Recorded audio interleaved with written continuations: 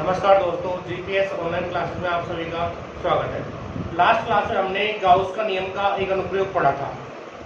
आज भी हम उसी गाउस के नियम के कुछ अनुप्रयोगों के बारे में पढ़ेंगे। लास्ट वीडियो में हमने एक रेखीय आवेशित चालकता के कारण विद्युत क्षेत्र की जो तीव्रता होती है उसका मान ज्ञात किया था और उसकी जो वैल्यू है E बराबर कि 2k लैम्बडा बटे r अपन को प्राप्त हुई थी। यानी रेखीय आवेशित चालकता के कारण जो विद्युत क्षेत्र आता है मित्रों, वो E बराबर 2k लैम्बडा बटे r प्राप्त होता है। आज हम किसी अचालक पट्टिका के कारण या फिर किसी समरूप आवेशित अचालक चद्दर के कारण विद्युत क्षेत्र की तीव्रता का जो मान है वो हम यहाँ पर ज्ञात करने वाले हैं। तो आज की अपनी जो हेडिंग होगी वो होगी समरूप आवेशित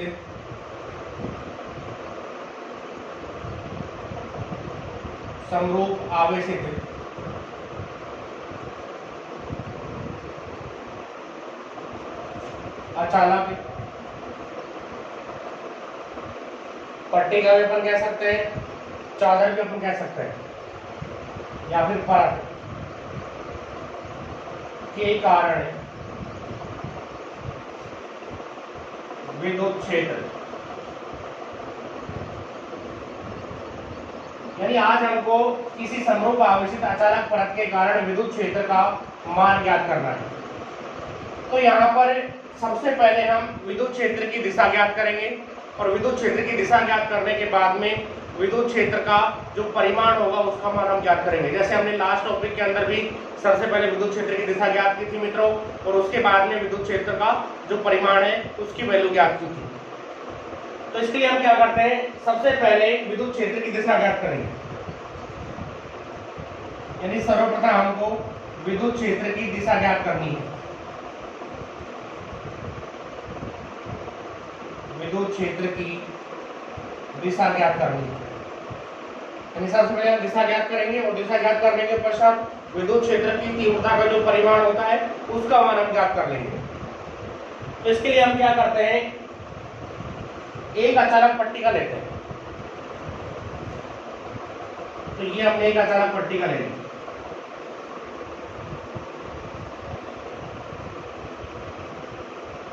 ये अपने पास एक अचालक पट्टिका है या फिर एक अचालक परत है। अब आप जानते हो कि किसी भी अचालक वस्तु को जब आवेशित किया जाता है तो आवेश उसके पूरे आयतन में समान रूप से फैल जाता है।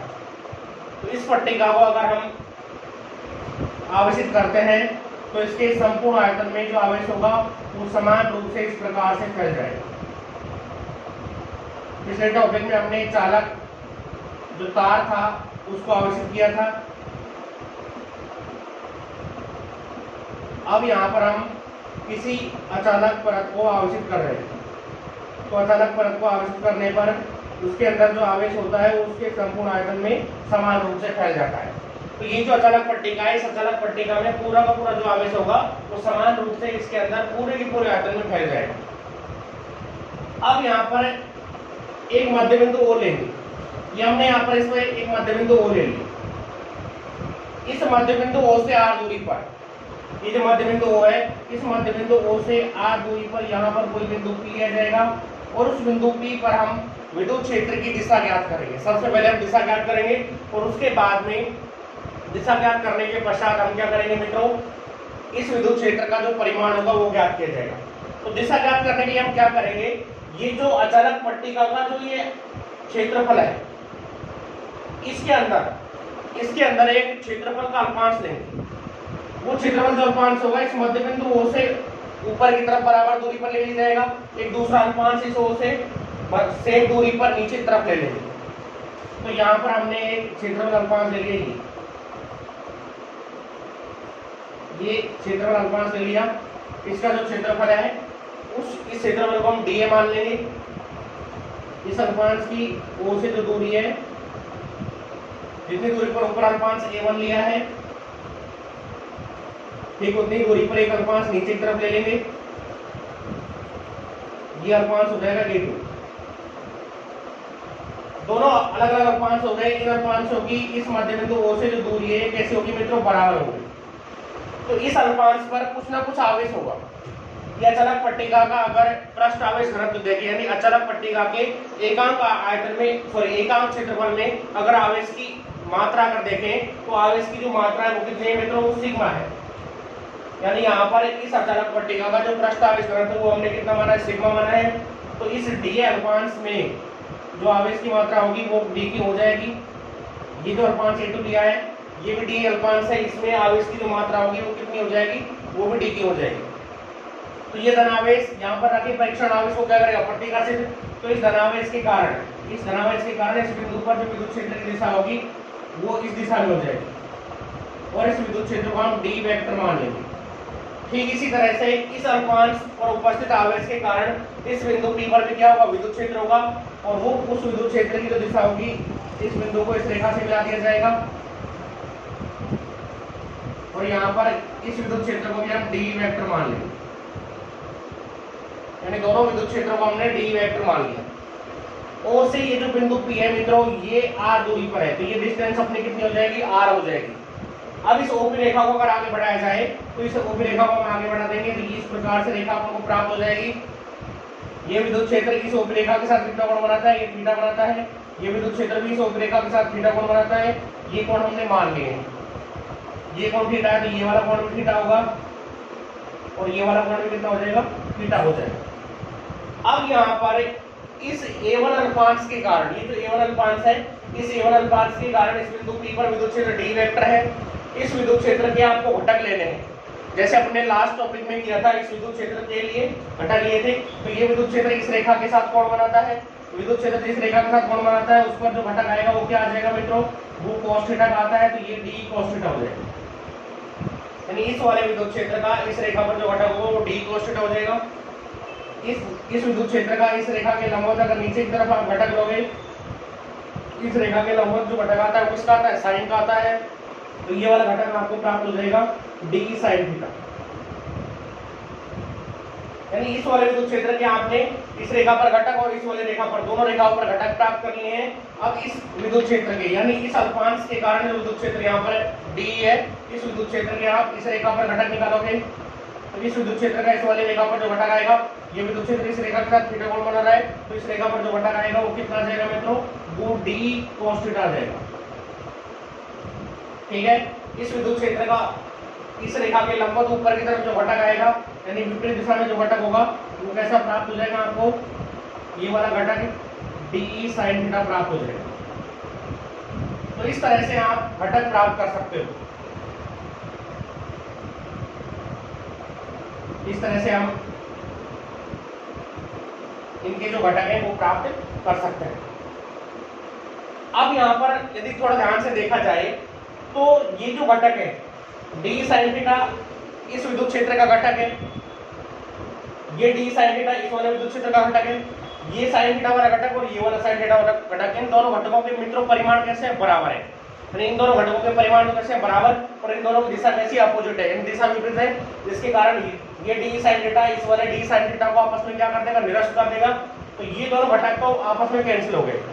अब यहाँ पर डी cos थीटा ये वाला घटक और डी cos थीटा ये वाला घटक, ये दोनों जो घटक है वो एक ही रेखा पर है और एक ही दिशा में है।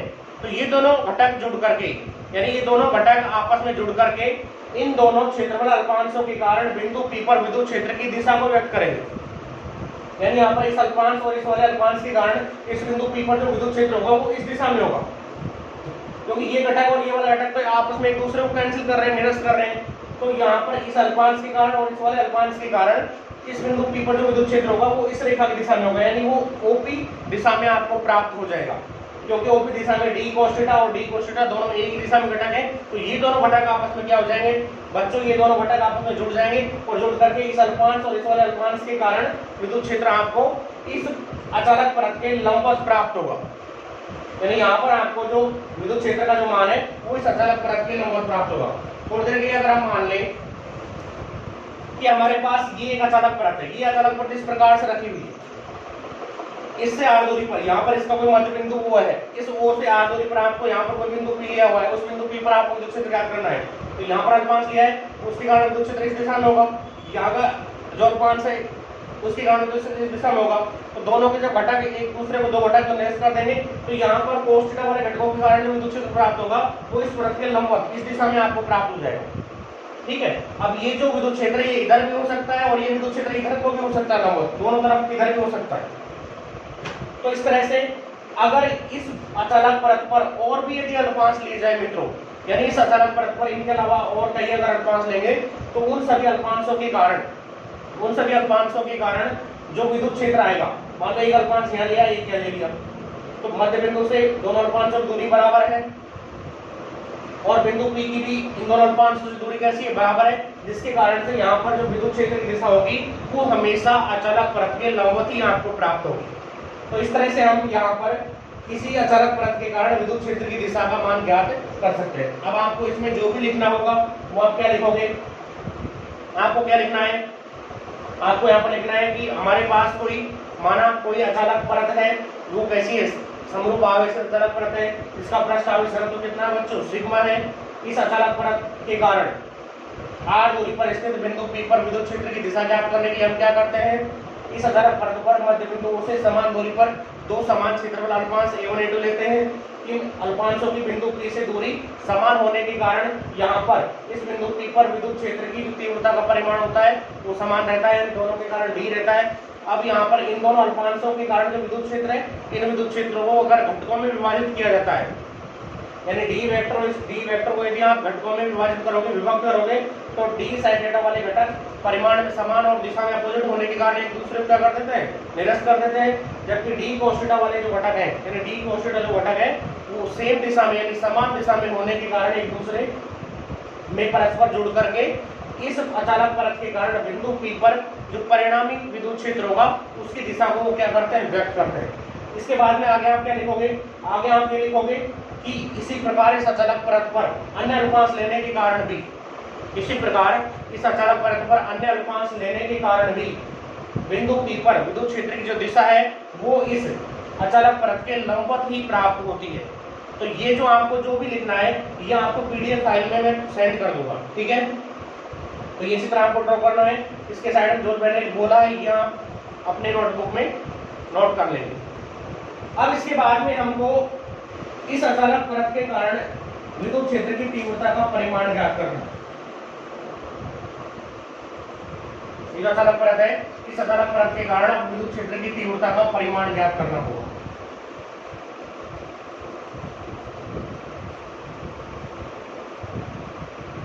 तो अपना सेकंड बिंदु हो जाएगा विद्युत क्षेत्र की तीव्रता का परिमाण। अब हमको विद्युत क्षेत्र की तीव्रता का परिमाण ज्ञात करना है। विद्युत क्षेत्र की तीव्रता का परिमाण ज्ञात करने के लिए हम क्या करेंगे, ये अपने पास पहले वाली अचालक परत है, इस अचालक परत को हमने समरूप आवेशित किया हुआ है, यानी इसके पूरे क्षेत्रफल के अंदर आवेश समान रूप से वितरित है, इसके पूरे पृष्ठ पर आवेश, पृष्ठ के अंदर जो आवेश होगा वो समान रूप से फैला होगा। अब इस परत के कारण विद्युत क्षेत्र का मान ज्ञात करने के लिए हम क्या करते हैं, गाउसीय पृष्ठ की कल्पना करते हैं। आपको गाउस के नियम की सहायता से विद्युत क्षेत्र की वैल्यू ज्ञात करनी है। अब ये जो पृष्ठ है, ये जो सतह है, इसका क्षेत्रफल a है, देखो। अब इससे ये जो परत है, इस परत के कारण विद्युत क्षेत्र का मान ज्ञात करने के लिए आप क्या करोगे, परत मान लो इस प्रकार से रखी हुई है, इससे r दूरी पर स्थित बिंदु P पर इस दिशा में विद्युत क्षेत्र होगा, इससे r दूरी पर इधर भी विद्युत क्षेत्र होगा, यानी दोनों तरफ विद्युत क्षेत्र होंगे। तो r दूरी पर यहाँ पर विद्युत क्षेत्र ज्ञात करने के लिए आप क्या करोगे, बेलनाकार गाउसीय पृष्ठ की कल्पना करोगे। और जो गाउसीय पृष्ठ होगा वो इस प्रकार आप लोगे कि गाउसीय पृष्ठ का जो आधा भाग है, यानी इस अचालक परत से r दूरी पर जो बिंदु P होगा वो यहाँ पर स्थित होगा, यानी परत के इधर की तरफ भी बेलनाकार गाउसीय पृष्ठ होगा r लंबाई का, और इस परत के इधर की तरफ भी एक r लंबाई का बेलनाकार गाउसीय पृष्ठ होगा। तो इस परत के दोनों तरफ आर लंबाई यानी कुल 2r लंबाई का आप एक गाउसियन पृष्ठ लोगे। तो r लंबाई परत के बाईं ओर होगी तो r लंबाई परत के दाईं तरफ होगी। तो आपने ये 2r लंबाई के गाउसियन पृष्ठ की यहाँ पर कल्पना की है। यहाँ से और यहाँ तक जो इस गाउसियन पृष्ठ की लेंथ है वो कितनी है मित्रों? 2r है। अभी जो गाउसियन पृष्ठ है ये अपना है गाउसियन पृष्ठ। आपको बहुत ही ध्यान से समझना है। 2r लंबाई का हमने गाउसियन पृष्ठ लिया है। इस परत के इधर भी ये r लंबाई का है, इस परत के इधर भी r लंबाई का। इस गाउसियन पृष्ठ में जैसे अपन ने कल किया था, जैसे अपन ने लास्ट टॉपिक में किया था कि बेलनाकार जो गाउसियन पृष्ठ है उसको आप 3 भागों में डिवाइड करोगे। एक तो ये इसका पृष्ठ हो जाएगा। विद्युत क्षेत्र की दिशा मित्रों इधर है, आपको पता है विद्युत क्षेत्र परत के कैसा लंबवत है। तो ये वाला जो पृष्ठ होगा ये S1 पृष्ठ हो जाएगा। S1 ये वाला वर्गाकार पृष्ठ है, यानी जो S1 पृष्ठ है वो ये वाला वर्गाकार पृष्ठ है S1। इस वर्गाकार पृष्ठ के मध्य में यहाँ पर ये कोई बिंदु P है, इस बिंदु P पर आप विद्युत क्षेत्र ज्ञात कर रहे हो। इसी तरह से दूसरा जो पृष्ठ होगा यहाँ पर S2 पृष्ठ ये हो जाएगा, यानी इस बेलनाकार पृष्ठ का ये वाला जो वृत्ताकार सिरा है ये S2 पृष्ठ कहलाएगा। और यहाँ से लेकर के यानी इस सिरे से लेकर के यहाँ तक ये पूरा इसका जो पार्ट होगा ये बेलनाकार पृष्ठ है। तो इस पृष्ठ को हम S3 पृष्ठ मान लेंगे। ये कौन सा पृष्ठ हो गया? S3 हो गया। अब यहाँ पर इस S3 पृष्ठ पर अगर कोई क्षेत्रफल अल्पांश ले तो क्षेत्रफल अल्पांश मान लो यहाँ ले लिया। अब यहाँ पर क्षेत्रफल सदिश की जो दिशा होगी मित्रों इस अल्पांश के लंबवत होती है। तो यहाँ पर क्षेत्रफल सदिश की जो दिशा है वो इस अल्पांश के लंबवत होगी, यानी dA वेक्टर की जो दिशा है ये ऊपर की तरफ होगी। तो इस S3 पृष्ठ और विद्युत क्षेत्र इस दिशा में है, इन दोनों के बीच का जो कोण होगा वो थीटा बराबर कितना हो जाएगा? थीटा बराबर यहाँ पर 90 डिग्री होगा। यहाँ पर थीटा 90 डिग्री हो जाएगा। अगर यहाँ पर देखें इस S1 पृष्ठ पर विद्युत क्षेत्र की दिशा देखें तो विद्युत क्षेत्र इस दिशा में है। अगर इस पृष्ठ पर मान लो ये एक वर्ताकार पृष्ठ का सिरा है, ये बेलनाकार गाउसियन पृष्ठ है, ये इसका सिरा है। तो इस सिरे पर जो विद्युत क्षेत्र सदिश की दिशा होगी वो इस तरह से इधर की तरफ होगी, यानी बाहर की तरफ इस दिशा में होगी। तो इसी तरह से हम यहाँ पर अगर क्षेत्रफल सदिश की दिशा देखें तो क्षेत्रफल सदिश dA वेक्टर की जो दिशा होगी बच्चों वो इस विद्युत क्षेत्र की दिशा में आपको प्राप्त हो जाएगी। तो इस S1 वाले पृष्ठ पर थीटा की अगर वैल्यू देखें तो थीटा यहाँ पर 0 डिग्री आ जाएगा। अगर आप क्षेत्रफल सदिश की दिशा ज्ञात करना आपको यदि आता है तो आप इन टॉपिकों को आसानी से समझ सकते हैं, इसमें कोई समस्या आपको नहीं आएगी। इस S2 पृष्ठ के लिए देखें तो जितना क्षेत्रफल जिस तरह क्षेत्रफल इस पृष्ठ का है, इस S1 सिरे पर क्षेत्रफल सदिश की दिशा इधर होती है। तो इस S2 सिरे पर यहाँ पर जो क्षेत्रफल सदिश होगा उस क्षेत्रफल सदिश की जो दिशा होगी dA वेक्टर की वो किधर होगी? वो इस दिशा में हो जाएगी, इधर की तरफ होगी, क्योंकि इधर भी विद्युत क्षेत्र है। अचालक जो परत है मान लेते हैं ये थोड़ी देर हम मान लें कि ये अचालक परत है। इस अचालक परत के अंदर पूरा आवेश है, इसके संपूर्ण आयतन में यहाँ पर आवेश उपस्थित है। तो विद्युत क्षेत्र इधर भी होगा तो ऐसा ही विद्युत क्षेत्र इधर होगा इसके। तो अगर इस इधर वाले सिरे पर यदि आप क्षेत्रफल सदिश लोगे तो इधर वाले सिरे पर क्षेत्रफल सदिश इधर आ जाएगी। और यहाँ पर अगर विद्युत क्षेत्र की दिशा आप देखोगे तो विद्युत क्षेत्र E वेक्टर की दिशा इस परत के इधर भी है। तो इस S2 पृष्ठ पर अगर आप थीटा की वैल्यू देखोगे तो यहाँ पर E वेक्टर और dA वेक्टर दोनों सेम डायरेक्शन में है, यानी दोनों की दिशा कैसी समान है। तो जब दो सदिश जब एक दिशा में होते हैं तो उनके बीच का कोण कितना आता है? 0 डिग्री। तो यहाँ पर 0 डिग्री, यहाँ पर 0 डिग्री। और तीसरे वाले जो पृष्ठ है S3, इस S3 पृष्ठ पर जो थीटा का मान होगा वो कितना हो जाएगा मित्रों? 90 डिग्री हो जाएगा। तो आपको अब इसके अंदर विद्युत क्षेत्र की तीव्रता का परिमाण जो अपना सेकंड टॉपिक है इसका समरूप आवेश अचालक परत का, इसमें आपको ये चित्र ड्रॉ करना है ऐसा कैसे, ठीक है? तो चित्र आपको समझ में आ गया होगा। ये हमने यहाँ से लेकर के यहाँ तक 2r लंबाई का एक बेलनाकार गाउसियन पृष्ठ की कल्पना की है। तो आप सबसे पहले क्या लिखोगे? यहाँ पर ये जो अचालक परत है, इस अचालक परत का हमने जो पृष्ठ आवेश करा तो माना है कितना माना है मित्रों? सिग्मा। यानी इस अचालक परत के एकांक क्षेत्रफल में जो आवेश की मात्रा है वो कितनी बच्चों? सिग्मा है। तो क्या लिख देंगे? माना अचालक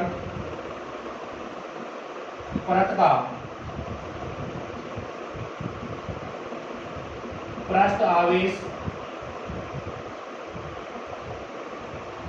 घनत्व सिग्मा है।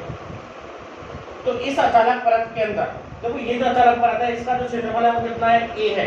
तो इस अचालक परत के अंदर आवेश की अगर मात्रा आप ज्ञात करोगे तो a क्षेत्रफल में आवेश यदि ज्ञात करना है आपको तो आप सिग्मा को a से गुणा कर दोगे। इकाई क्षेत्रफल में आवेश है सिग्मा, तो a क्षेत्रफल में जो आवेश की मात्रा होगी वो सिग्मा q बराबर यानी समीशन q बराबर सिग्मा a हो जाएगी। अचालक परत पर आवेश की मात्रा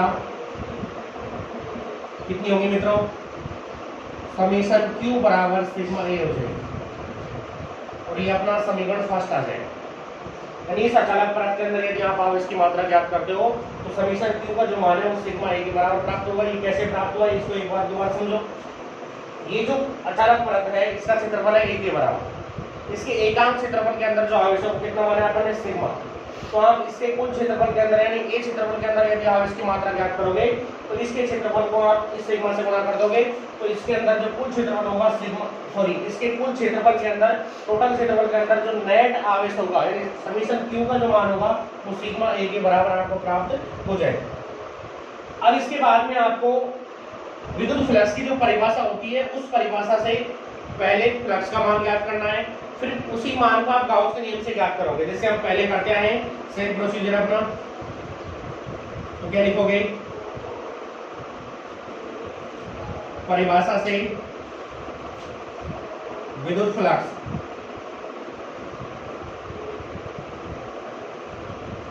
I बराबर किसके होता है, समाकलन E vector dot dA vector. परिभाषा से अगर विद्युत फ्लक्स का मान देखें तो फाई की जो वैल्यू होती है वो इंटीग्रल ए वेक्टर डॉट डी वेक्टर होती है। इस डी के स्थान पर आप ds लिखना चाहो तो ds भी लिख सकते हैं, दोनों सही है।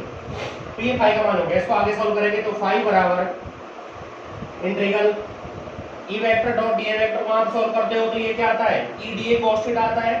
तो ये हो जाएगा E D A cos theta. अब यहाँ पर ये जो फ्लक्स है इस पूरे गाउसियन पृष्ठ से निर्गत फ्लक्स है। अब इस गाउसियन पृष्ठ को हमने तीन भागों में डिवाइड किया है। पहला ये वृत्ताकार पृष्ठ S1 है, दूसरा ये वाला इससे लेकर वृत्ताकार पृष्ठ S2 है, तीसरा यहाँ से लेकर के यहाँ तक का पूरा ये पृष्ठ कौन सा है, ये बेलनाकार पृष्ठ है और ये कौन सा है, S3 है। तो आगे आपको क्या लिखना है कि गाउसियन पृष्ठ को तीन पृष्ठों में विभाजित करने पर, तो आगे हम क्या नोट करेंगे, गाउसियन पृष्ठ को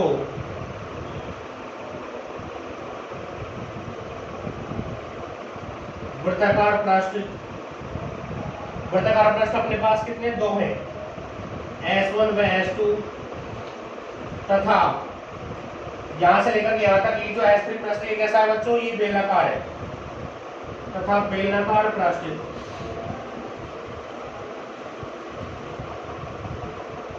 S3 में विभाजित करने पर अगर इस पूरे गाउसियन पृष्ठ को तीन भागों में तोड़े, तीन भागों में डिवाइड अगर किया जाएगा, देखो यहाँ पर तो ये पूरे पृष्ठ का समाकलन है इसलिए यहाँ पर गोला लगाया जा रहा है, लेकिन अगर आप इसको तीन भागों में अलग अलग तोड़ दोगे तो वो पूरे पृष्ठ का, पूरे बंद पृष्ठ का समाकलन नहीं होगा, वो अलग अलग S1 अलग पृष्ठ हो जाएगा, S2 अलग हो जाएगा, S3 अलग हो जाएगा, तो वहां पर आप गोला नहीं लगाओगे, ध्यान रखना है। तो फाई बराबर इस समाकलन को आपको तीन भागों में डिवाइड करना है, तो फाई बराबर क्या आ जाएगा, इंटीग्रल पहला पृष्ठ कौन सा है, S1, तो ये नीचे क्या लिख दोगे, S1 क्या आ जाएगा, E D A cos theta. इस समाकलन को आप तीन भागों में तोड़ रहे हो तो बीच में क्या चिन्ह आएगा, प्लस का। दूसरा पृष्ठ कौन सा है, S2, इसके लिए क्या आ जाएगा, E D A cos theta. तीसरा जो पृष्ठ है वो कौन सा है, S3, तो नीचे S3 लिख दोगे, यहाँ पर भी क्या आ जाएगा, E D A cos theta. अब आपको यहाँ पर ये ध्यान रखना है कि यहाँ पर तो हमने पूरे पंथ पृष्ठ के लिए समाकलन किया है, इसलिए ये गोला लगा रखा है समाकलन के ऊपर क्योंकि ये पंथ पृष्ठ के लिए, लेकिन ये यहाँ पर पूरे पंथ पृष्ठ के लिए समाकलन नहीं है, ये अलग अलग पृष्ठों के लिए समाकलन है। S1 पृष्ठ के लिए अलग हो गया, S2 के लिए अलग हो गया, S3 के लिए अलग समाकलन है। तो आप यहाँ पर गोला नहीं लगाओगे, कभी आप गलती से यहाँ पर गोला लगा दो, ठीक है। अब आपको ये देखना है कि एसओ पृष्ठ पर थीटा का मान कितना है। ये एसओ पृष्ठ है, इस एसओ पृष्ठ पर थीटा बराबर 0 डिग्री, तो आप यहाँ पर थीटा की 0 रखोगे। S2 पृष्ठ पर भी थीटा 0 है, तो यहाँ पर भी आप 0 रखोगे। और S3 पृष्ठ पर थीटा 90 है, तो यहाँ पर आप 90 डिग्री रखोगे। तो क्या आ जाएगा मित्रों, फाई बराबर integral S1 EDA cos 0 degree plus integral S2, ये भी क्या आ जाएगा, EDA cos 0 डिग्री प्लस तीसरा क्या है, इंटीग्रल S3, ये हो जाएगा EDA cos 90 degree. cos 0 degree का मान 1 होता है, तो यहाँ से क्या बचेगा, EDA cos 0 डिग्री के यहाँ पर मान 1 रखोगे, यहाँ से EDA बच जाएगा, और यहाँ cos 90 का मान 0 रखोगे, तो ये पूरा क्या हो जाएगा, S3 वाला जो समाकलन है ये शून्य प्राप्त हो जाएगा। अब मैं इसे ऊपर से साफ कर देता हूँ, आप इसको ऐसा कैसे नोट कर लीजिएगा। अगर फिर भी आपको कोई समस्या आती है तो आपको इनके जो नोट्स हैं वो PDF फाइल के अंदर मिल जाएंगे, ठीक है।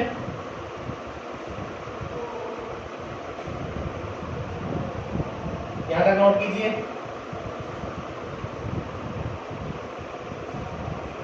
इस समीकरण को मैं रख लेता हूँ थोड़ी देर के लिए।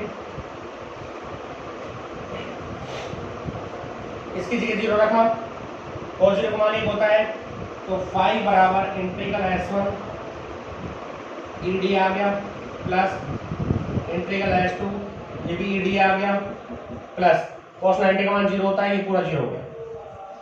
E यहाँ पर कैसा है बच्चों, नियत है, तो E को इन दोनों से आप बाहर ले लोगे, फाई बराबर E बाहर आ गया, integral S1 DA plus E यहाँ पर बाहर आ गया, इंटीग्रल S2 DA। अब यहाँ पर आपको थोड़ा ध्यान से देखना है, S1 पृष्ठ और S2 जो पृष्ठ है, ये दोनों पृष्ठ कैसे समान है, ये भी वृत्ताकार पृष्ठ है और ये भी वृत्ताकार पृष्ठ है, तो यहाँ पर ये दोनों पृष्ठ समान है, तो जितना समाकलन ऑफ DA S2 होगा उतना ही समाकलन ऑफ DA S1 होगा। तो आप इसको लिख सकते हो यहाँ पर फाई बराबर ई समाकलन DA हो जाएगा, ई समाकलन DA हो जाएगा, तो आप लिख सकते हो 2E इंटीग्रल DA। S1 और S2 दोनों पृष्ठ कैसे मित्रों समान है, इसलिए जितना ये मान आएगा उतना ही मान आपको ये प्राप्त होगा, तो 2E समाकलन D हमने ये लिख दिया है, यानी इसको जब इसमें जोड़ेंगे तो 2E इंटीग्रल DA हो जाएगा। S1 बराबर किसके है, S2 के, ठीक है। तो ये मान आपको यहाँ पर प्राप्त हो गया। अब आपको DA का समाकलन करना है, और DA क्या है, क्षेत्रफल 5 है, और इस पूरे पृष्ठ का कुल क्षेत्रफल कितना है, कुल क्षेत्रफल A के बराबर माना हमने, तो DA का समाकलन आपको क्या प्राप्त हो जाएगा, A प्राप्त हो जाएगा। तो समाकलन जो होता है, अगर मान लो आप dx का इंटीग्रल करो, तो dx का इंटीग्रल क्या होता है, x होता है, या फिर हम x प्लस c भी लिख सकते हैं अनिश्चित समाकलन के लिए।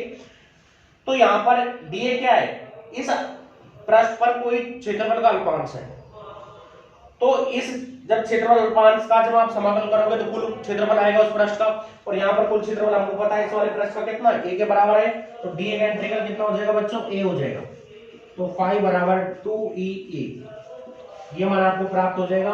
और ये समीकरण आपकी कौन सी रहेगी, 2, साइड में लिख देंगे, इंटीग्रल ऑफ DA बराबर है a के, ठीक है। तो यहाँ तक हम इसको सोल्व कर चुके हैं, अब आप इसे नोट कीजिएगा।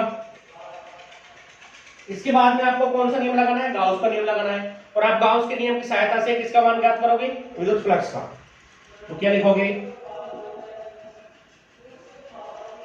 गाउस के नियम से विद्युत फ्लक्स पाई बराबर किसके होता है, समीशन Q बटे एप्सिलॉन नॉट, ये होता है, ये पहले आप पढ़ चुके हो। समीकरण 1 से यहाँ पर समीशन Q का मान रख दो, तो फाई बराबर समीशन Q किसके बराबर था, सिग्मा ए के, तो सिग्मा ए बटे एप्सिलॉन नॉट, ये समीकरण कौन से रहेगी, T, साइड में लिख देना, समीशन Q बराबर है सिग्मा ए, यही समीशन Q की जगह आपने सिग्मा ए मान रख दिया है। अब इसके बाद आपको क्या करना है, समीकरण 2 और समीकरण 3 से जो आपने फाई की वैल्यूज ज्ञात की हैं उनको आप क्या कर दोगे, बराबर कर दोगे, यानी समीकरण 2 और समीकरण 3 को आप क्या कर दोगे, बराबर कर दोगे, या फिर हम कह सकते हैं कि समीकरण 2 और समीकरण 3 की आप क्या कर सकते हैं, तुलना कर सकते हैं। यहाँ तक नोट कीजिए, समीकरण 3 तक